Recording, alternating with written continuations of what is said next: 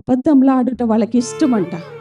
అనేక మంది దావీదును గూర్చి లేనివి ఉన్నవి సౌలు మహారాజు చేత ప్రతి క్షణము తరబడు, తన సొంత కుమారుడైన అబ్షాలోము చేత తరబడుతూ వర్ణనాతీతమైన బాధ, ఆయన బాధ ఇంతంత కాదనమాట. సొంత వారే తరుముతూ ఉన్నప్పుడు ఊహించుకోండి ఎంత బాధ.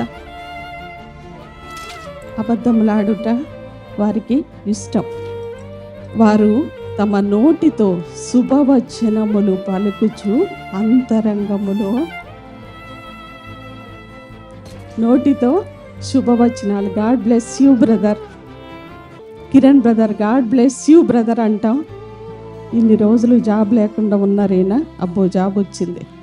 లోపలేమో అది బాధ, జాబ్ లేక డబ్బు లేక ఇంతకాలం బాగా ఇబ్బంది పడ్డారే, అబ్బో జాబ్ వచ్చేసింది, చేతి నిండా డబ్బులు ఉంటాయి, అబ్బో లోపల అది.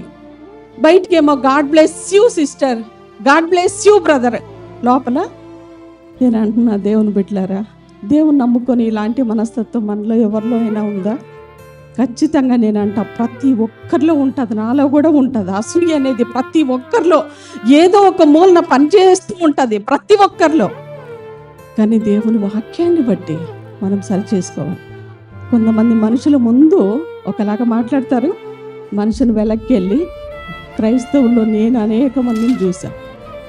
ప్రభా వాళ్ళని క్షమించు, వాళ్ళకి తెలియట్లేదు. యథార్థవంతులుగా ఉంటే దేవుని ఆశీర్వాదం గొప్పగా ఉంటుంది మనకు. హల్లెలూయా.